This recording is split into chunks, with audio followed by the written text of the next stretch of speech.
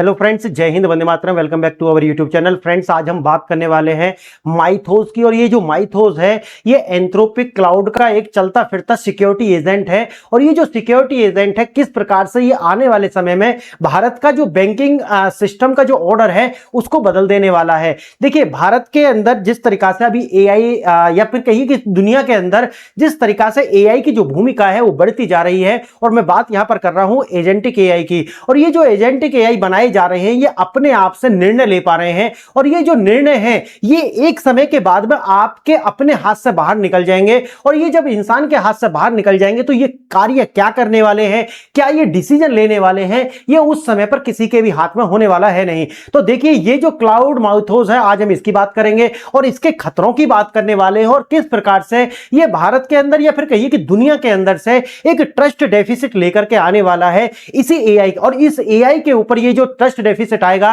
तो इसके जो खतरे हैं इसको किस तरीका से रिस्टोर किया जाएगा फिर दोबारा से सरकारों के द्वारा, और इस जो चुनौती है इससे लड़ा कैसे जाएगा सरकारों के द्वारा, इस पर बात करेंगे। आइए देखते हैं। देखिए, दुनिया भर के जो बैंकिंग और उनके जो नियामक है उनके लिए जो एआई मॉडल्स बनाए जा रहे हैं, इनको हम एजेंटिक एआई बोलते हैं। इनको एक नया मॉडल निकल करके आया है जिसका नाम है क्लाउड माइथोस। और ये जो क्लाउड माइथोस है, आप जैसे जानते हैं कि जो एजेंटिक एआई होते हैं वो अपने आप डिसीजन लेते हैं क्या उन्हें करना है क्या नहीं करना।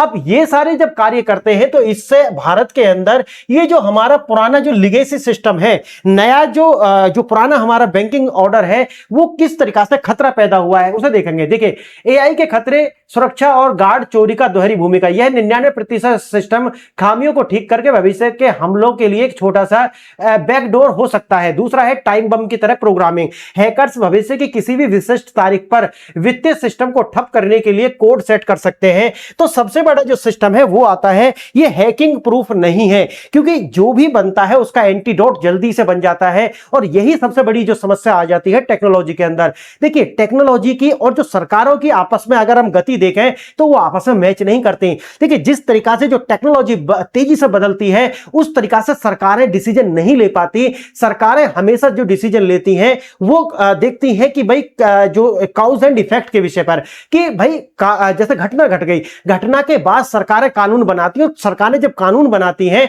तो उनमें बहुत ज्यादा पेचीदगी होती है। जैसे कि अगर लोकतांत्रिक सरकार है तो उसके लिए मल्टी लेयर्ड सिस्टम होता है कि पहले आपको उसे लोकसभा में लेकर जाना पड़ेगा, फिर राज्यसभा में लेकर के जाना पड़ेगा। अगर ज्यादा चुनौती होगी तो हो सकता है कि राज्य की आधे से अधिक विधानसभाओं से उसे पारित कराना पड़ जाए, और उसके बाद में फिर राष्ट्रपति की मोहर लगेगी और जब जाकर के वो कानून बनेगा। और कानून तो बन जाएगा, लेकिन जो उसे इंप्लीमेंट करने वाली जो मशीनरी है, क्या वो इतनी एफिशिएंट है कि उसे उसी तरीका से लागू कर पाए? तो उसकी जो एफिशिएंसी है वो उस तरीका से जल्दी से ट्रेंड हो नहीं पाती। इसीलिए जो सिस्टम है उसकी वजह से अगर आप देखोगे तो जो जितना भी टेक्नोलॉजी है वो उससे मैं कहता हूं कि हजारों गुना तेजी से आगे भाग रही है और सरकारें हजार गुना पीछे हैं।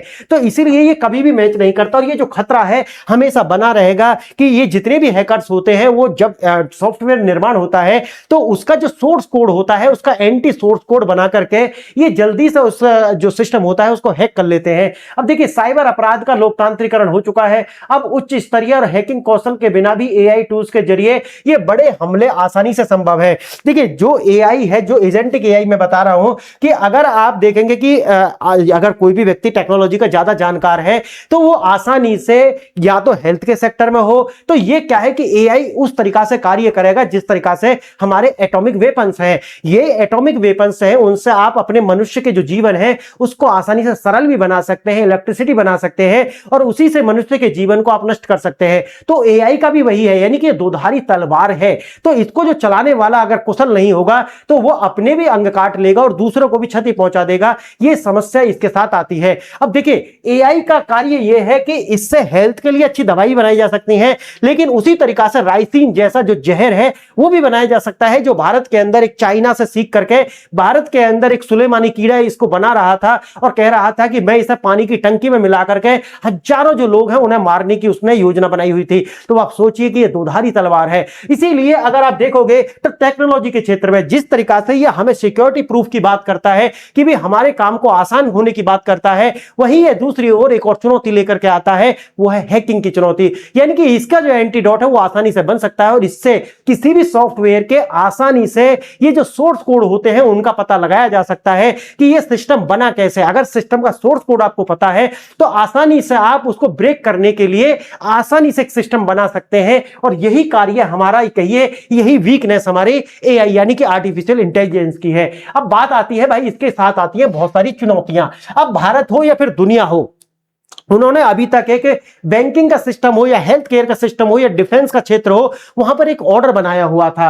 अब भारत की हम जैसे बात करें तो लिगेसी सिस्टम जो है उसको सिस्टम को चुनौती आई है। जैसे भारत के अंदर ये मानते थे कि अगर बैंक के अंदर पैसा रखा है तो उसे चोर भी नहीं चुरा सकता, यानी कि सुरक्षित है आपका पैसा। लेकिन समस्या अब ये है कि भारत के जो बड़े बैंक है वो अब पूरी तरीका से पुराने कोर पर चलते थे, लेकिन अब एआई आने के बाद में ये पूरी तरीका से कहां पर एक जोखिम इनके साथ जुड़ गया है, एक जोखिम इनके साथ आ चुका है। देखिए डिजिटल सार्वजनिक बुनियादी जो ढांचे हैं उन पर खतरा आ चुका है, जैसे यूपीआई हो गया, ओएनडीसी हो गया या फिर आधार हो गया, ये सारे के सारे जो है इनके अपने जो ओपन नेटवर्क सोर्स है, इसी वजह से विदेशी जो हैकर्स हैं उनके लिए ये आसानी से टारगेटेबल हैं। अगर ये टारगेट होते हैं तो इससे आपका जो पर्सनल डेटा है वो भी जाने का खतरा है। अब क्योंकि पर्सनल डेटा में आप देखेंगे कि आपको शायद पता हो या ना हो, लेकिन बहुत जगह तक आपका जो हेल्थ से रिलेटेड डेटा है वो भी जा चुका है, आपका फाइनेंशियल डेटा भी जा चुका है, आपका पर्सनल डेटा भी जो है वो जा चुका है इस तरीका का। क्योंकि ये जा चुका है, जो आप एंड्रॉइड मोबाइल चलाते हैं या फिर जो एप्पल का मोबाइल चलाते हैं तो वहां पर बहुत सारी जो परमिशंस आपको देनी पड़ती हैं। तो आपके दिनोदिन जीवन का, आप किससे बात करते हैं, आपका पॉलिटिकल विजन क्या है, आपका सोशल विजन क्या है, आपका अप्रोच क्या है, आपकी कंजप्शन हैबिट्स क्या है, आप नौकरी कहां करते हैं, आप डेली कहां से कहां अप डाउन करते हैं, ये सारा जो डेटा है ये विदेशी कंपनियों के पास पहले ही पहुंच चुका है। अब आपकी जो हेल्थ है वो क्या है, क्योंकि आपका जो मोबाइल है वो आपकी बातें भी सुनता है, आप कौन सी दवाई ले रहे हैं, आपके घर में कितने मेंबर हैं, आप रहते कहां हैं, उसका लॉन्गिट्यूड उसका लैटिट्यूड क्या है, ये सारी इंफॉर्मेशन, इतनी प्रिसाइज जो इंफॉर्मेशन आज विदेशी कंपनियों के पास जो मेटा डेटा इकट्ठा करती हैं उन कंपनियों के पास है। इतना शायद आपको भी नहीं पता अपने विषय में कि आज से 10 दिन पहले आपने क्या खाया था, किस समय पर आप कहां बैठे थे, किस किस से आप उस दिन मिले थे, आपने क्या क्या सोचा था उस दिन, किस किस से क्या क्या बात की थी फोन पे, सब कुछ रिकॉर्ड हो रहा है।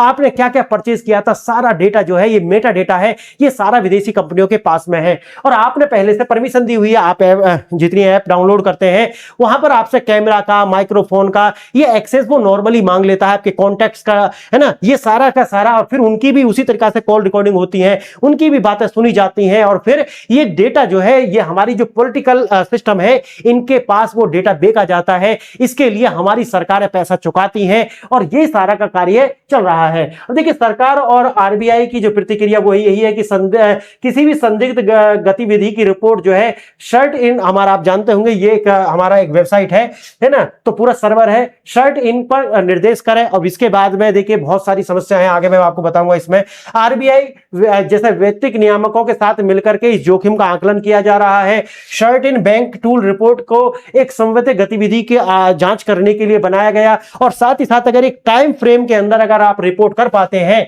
तो ये जो हमारा मंत्रालय मेती के अंदर ये आता है और ये डिजिटल साक्षरता और सिस्टम अपग्रेड करने की निगरानी के नाम पर ये दिया जा रहा है। लेकिन आप देखिए एक बात, अभी आपने देखा होगा भारत के अंदर एक कॉकरोच जनता पार्टी के नाम से एक पेज बनाया गया और जो नीट का पेपर हुआ था उसको लेकर के कंसर्न जाहिर करे गए। ये सही बात है, ठीक है। उसके बाद में पता है क्या हुआ, उन्होंने एक गूगल फॉर्म भरने के लिए दिया, एक गूगल फॉर्म ऐसा भरने के लिए दिया जहां पर आपका कॉन्टैक्ट नंबर, जहां पर आपका नाम हो सकता है, आपका आधार कार्ड हो सकता है, आपका ड्राइविंग लाइसेंस, ये सारा अपलोड करने के लिए बोला जा रहा था। उससे आपके माता पिता की, आपकी लोकेशन, सारा का सारा डेटा इनके पास जा रहा है और वो बाद में हो सकता है कि आपके नंबर पे कोई भी ओटीपी या फिर हो सकता है कि आपका जो नंबर है उसकी क्लोनिंग कर ली जाए और आपके नंबर पर जो ओटीपी आता है वो ओटीपी अब उस नंबर पर जाएगा जिस नंबर की उन्होंने क्लोनिंग की है। आपका सारा पैसा निकाला जा सकता है, आपकी सारी इंफॉर्मेशन ली जा सकती है। और भारत के जो जेनजी के नाम पर कि जो 15 साल 17 साल 18 साल का बच्चा है वो ये फॉर्म भर के अपनी इंफॉर्मेशन एक ऐसे व्यक्ति को दे रहा है जो ना तो किसी के प्रति को जिम्मेवार है, ना ही कोई उसकी जिम्मेवारी है आपके डेटा को प्रोटेक्ट करने की, आपका डेटा को बेचेगा कहां, करेगा क्या। और मजे से ये सारा कार्य चल रहा था, ना तो सरकारों सरकारों ने कोई गाइडलाइन जारी की और ना ही किसी तरीका से इन परिवारों के जो बच्चे हैं इनके माँ बापों को इतना पता कि भाई हो क्या रहा है ये अगर आपका कल वो चोरी होगी तो कल ये कहेंगे कि सरकार क्या कर रही थी। तो देखिए इस तरीका की जो साक्षरता है, इसी के लिए जो हमारा मंत्रालय है, हमारा जो शर्ट जो संस्था है, ये कार्य कर रहे हैं ताकि लोगों को डिजिटली रूप से साक्षर बनाया जा सके, उन्हें भी बताया जा सके कि अपना ओटीपी शेयर मत करो, अपना नंबर और आधार कार्ड, जो आधार कार्ड से आपका नंबर कनेक्ट है कम से कम वो तो शेयर मत करो। अगर एक ही चीज उसे पता होगी तो शायद क्लोन करने में उसे थोड़ी समस्या है, लेकिन आपने तो उसका कार्य आसान ही बना दिया। आपने अपना आधार कार्ड जिससे वो कॉन्टेक्ट है वो दोनों और जीमेल, ये सारा आपने प्रोवाइड करा दिया। मुझे बताइए कि आप कल आपका अकाउंट खाली हो जाए या कल हो सकता है आपको डिजिटली अरेस्ट कर लिया जाए, तो अब आप क्या करोगे? मुझे बताइए, कुछ नहीं कर सकते आप। अब देखिए इसी तरीका से एआई मॉडल जो है एंथ्रोपिक और माइथोस अब केवल कोड नहीं पढ़ते हुए साइबर सिक्योरिटी गार्ड के रूप में सीधा कार्य करते हैं और वो आपके डेटा की चोरी भी करते हैं। यानी कि एक उनका बैकग्राउंड सर्वर होता है, सामने से हो सकता है कि आपके सर्वर को दिखाएं, लेकिन उनका ये जो बैकग्राउंड सर्वर होता है वहां ये सारा डेटा स्टोर करता रहता है। तो आपकी बैंकिंग की जो इंफॉर्मेशन है वो किसी और डेटा और दूसरे सर्वर पर जाकर के सेव हो रही है। यह करोड़ों लाइन के कोड को सैकड़ों में स्कैन कर सकता है और वल्नरेबिलिटी को ढूंढ सकता है। अब होता क्या है कि देखिए जो पहले जब लोग इसको मैन्युअली करते थे तो ऐसा नहीं है कि 24 गुणा 7 करते थे, नहीं, एक व्यक्ति 8 घंटा काम कर सकता है, 9 घंटा काम कर सकता है दिन में इतना ही। लेकिन जब बात आती है एआई की तो एजेंटिक एआई बना करके वो अब 24 गुणा 7 काम कर रहा है। इसका मतलब है कि अब काम 3 गुना तेजी से हो रहा है। दूसरा यह है कि जब मनुष्य करता था तो वो मैन्युअली करता था तो ह्यूमन एरर होने के भी चांस होते थे, लेकिन आज क्या है कि जब ये कार्य सारा मशीन कर रही है, एआई कर रही है, तो यहां पर ये जो ह्यूमन एरर का जो नाम पर थोड़ा भी जो ग्लिच आता था अब वो ग्लिच भी नहीं है। तो आसानी से आपका जो डेटा है उसको एक्सप्लॉइट किया जा सकता है, उसको एक्सट्रैक्ट किया जा सकता है और उसके बाद में आपको निशाना बनाया जा सकता है। आपका जो वित्तीय नुकसान आपको पहुंचाया जा सकता है या फिर हो सकता है कि आपको डिजिटली हैक करके आपका डिजिटल हैक कर लिया जाए, पूरी तरीके से आपको अरेस्ट कर लिया जाए और उसके बाद में पूरी फैमिली को, हो सकता है कि पूरी फैमिली को जान देनी पड़ जाए अपनी। यहां तक के भी केस भारत के अंदर देखे गए हैं। तो ज़ॉम्बीज बना देते हैं आपको। देखिए हैकर्स कार्य प्रणाली वही है, सिस्टम में बग्स ढूंढते हैं और कंट्रोल करके हाईजैक कर लेते हैं। मैनुअल प्रक्रिया थोड़ी धीमी होती थी, सीमित होती थी, एरर होने के चांस होते थे, लेकिन बात आती है अब क्रैकर्स की। कमजोरियां ढूंढते हैं, जो पैच बना करके सिस्टम को सुरक्षित करते हैं। रक्षात्मक सीधा सा उद्देश्य है कि भाई आपको डिफेंस। दूसरा आता है एआई एजेंट का काम। कार्य प्रणाली दोनों घातक संयोजन से ये अब हो चुका है, लर्निंग से खुद सीखती हैं क्योंकि ये अपने आप कार्य करती हैं, अपने आप डिसीजन लेती हैं। अब यहां पे देखिए द ट्रोजन इफेक्ट, ये 99% बग्स को ठीक कर सकता है, लेकिन 1% हिस्सा को भविष्य के हमले यानी कि टाइम बम के लिए छोड़ सकता है। तो ये छोटा सा भी ग्लिच रह जाएगा, छोटा सा लूप होल रह जाएगा, यहीं से आपका सिस्टम हैक किया जा सकता है। यह है समस्या। अब देखिए डिजिटल ट्रोजन हार्ट से कैसे काम करता है। यहां पर देखिए आप एआई को सॉफ्टवेयर सिस्टम में डिबिंग के लिए डाला जाता है। उसके बाद आता है लाखों करोड़ का जो कोड रियल टाइम विश्लेषण कर सकता है। जब एआई काम करता है तो वो अच्छे से कार्य करता है। उसके बाद में सिस्टम को 99.99% सुरक्षित होने का ग्रीन सिग्नल देता है, लेकिन आपका जो सिस्टम है ग्रीन सिग्नल होने के बाद भी उसके अंदर से 2% ऐसा लूप होल्स रह जाते हैं जहां से आसानी से आपको टारगेट किया जा सकता है आपके सिस्टम को। उसके बाद आता है द ट्रिगर टाइम बम, एक छुपे हुए कोड का भविष्य की तारीख के लिए करके यानी कि उसको छुपा करके रख लिया जाता है ताकि आपके सिस्टम को फिर बाद में टारगेट किया जा सके। तय समय पर अचानक डिजिटल डार्क एज यानी कि पूरा सिस्टम कोलैप्स कर सकता है और आप पूरी तरीके से कोलैप्स कर सकते हैं। तो यही है इसका पूरा का पूरा सिस्टम। जियोपॉलिटिकल बैकग्राउंड क्या है, भारत पर वैश्विक गठजोड़ का निशाना भी है। देखिए पाकिस्तान हो, तुर्की हो, अजरबैजान हो, ये सारे और भी चीन हो, ये सारे चीन के इशारे पर कार्य करते हैं। ये लोग बैठकर सिंगापुर के अंदर बैठे हुए लोग हैं। ये लगातार भारत के डिफेंस सेक्टर हो, हेल्थ सेक्टर हो या फिर फाइनेंशियल सेक्टर हो, उस पर अटैक करते हैं। देखिए इस तरीका से नॉर्थ कोरिया लगातार साइबर अटैक भारत पर होते रहते हैं और उसके बाद भी भारत के लोग इस पर बाज नहीं आते कि एक आदमी आपको एक आदमी आपसे कहता है कि आप अपना डेटा भरिए और आप धड़ाल्ले से भरना शुरू कर देते हैं उस गूगल शीट को। तो इस तरीका का जो है यहाँ पर लोगों को बिल्कुल भी नॉलेज नहीं है इस बात की। कहते तो हैं कि भाई आप एआई चला रहे हैं, आप बहुत ज्यादा इंटेलिजेंट हैं, आप जेन जी हैं और आपको तो बहुत ज्यादा नॉलेज है, लेकिन आपको इतनी भी नॉलेज नहीं है कि आप गूगल फॉर्म भर रहे हैं, अपनी इंफॉर्मेशन दे रहे हैं, कल आपके साथ में धोखा हो जाएगा तो इसका जिम्मेवार कौन होगा? कोई भी नहीं होगा। देखिए दिखने वाला हिस्सा विश्व स्तरीय आधुनिक और निर्वात प्रमुख जैसे यूपीआई, ओएनडीसी, आधार, कोविन, ये सारे के सारे सिस्टम, छुपा हुआ हिस्सा, बैक एंड लिगेसी सिस्टम, दशकों पुराना कोड, पुराने ऑपरेटिंग सिस्टम, आउटडेटिंग कम्युनिकेशन प्रोटोकॉल्स, ये सारे देखिए आप जिस तरीका से जो हैकिंग जल्दी जल्दी से जो हैकर्स होते हैं वो अपग्रेड करते हैं अपने सिस्टम को, सरकारें ये कार्य नहीं कर सकती। आज भी सरकार के पास में वही पुराने सर्वर्स हैं, वही पुरानी मशीन है, वही पुराने जो कोड हैं, जिन सोर्स कोड पर ये बनी हुई है, चाहे यूपीआई हो या फिर कोई भी, जितनी भी हमारा कोविन हो या आधार हो, तो ये जितने भी हमारे डेटा सर्वर्स हैं पुराने कोड्स पर बने हुए हैं, तो इनको आसानी से निशाना बनाया जा सकता है। लेकिन हाँ, सरकार इनको अपडेट करती है, लेकिन गति में अंतर है। मैं वही जो शुरू में मैंने बताया, गति में अंतर है। वो जो लोग हैं जो इस पर कार्य कर रहे हैं वो तेजी से अपडेट करते हैं और फिर दोबारा से उन्हीं लूप होल्स पर अटैक करते हैं। अब देखिए बहुत सारी न्यूज है जो कवर कर रही है, जैसे फाइनेंशियल टाइम्स में कवर किया है, US federal reserve treasury department high alert mode पर है। गवर्नमेंट रिपोर्ट्स कहती है कि वित्त मंत्रालय निर्मला सीतारमण, आईटी मंत्री अश्विनी वैष्णव द्वारा आरबीआई अधिकारियों और सीईओ के साथ आपातकालीन बैठक की जा रही है इस बात के लिए कि भाई हम अपने जो सिस्टम है उसको कैसे जल्दी जल्दी अपग्रेड करें ताकि ये जो हैकर्स है उनके लिए ये अभेद्य हो जाए। देखिए ये तो कभी होने वाला नहीं है कि 100% आप अभेद्य हो जाएंगे, क्योंकि ये एआई का समय है। आप कितना भी ग्रीन सिग्नल दिखा ले, लेकिन 2% 1% लूप होल्स रह ही जाने वाले हैं। तो आप ये तो नहीं कह सकते कि 100% सरकार कभी भी इनको कर पाएगी। उसके बाद आता है स्विफ्ट। देखिए स्विफ्ट कितना पुराना सिस्टम है, सोचिए ये दुनिया का किसी समय पर दुनिया का 90% जो मैसेजिंग सिस्टम है, वर्ल्ड का जो एक्सपोर्ट इंपोर्ट होता है वो स्विफ्ट के द्वारा होता था। तो आप सोचिए उस तक भी लगातार इस पर भी अटैक हो रहे हैं। उसके बाद आता है node 2, UPI transaction, QR code scanning और पेमेंट गेटवे अचानक फेल होना। ये सारे क्या दिखाते हैं? नोड 3, स्टॉक मार्केट्स में भारी गिरावट, ओएनडीसी नेटवर्क का ठप होना। ये सारे नोड 4 देखिए कोलैप्स, पूरी डिजिटल इकोनॉमी को पैरालिसिस कर सकती है अगर ये पूरी अपनी ताकत से अगर अटैक करते हैं। तो सारे ये जो यहां पर लगे हुए हैं लोग, देखिए एंथ्रोपिक का एक प्रोजेक्ट क्लासविंग, जहां डिफेंसिव टारगेटिंग 12 शीर्ष कंपनियों का समूह द्वारा बनाया गया है।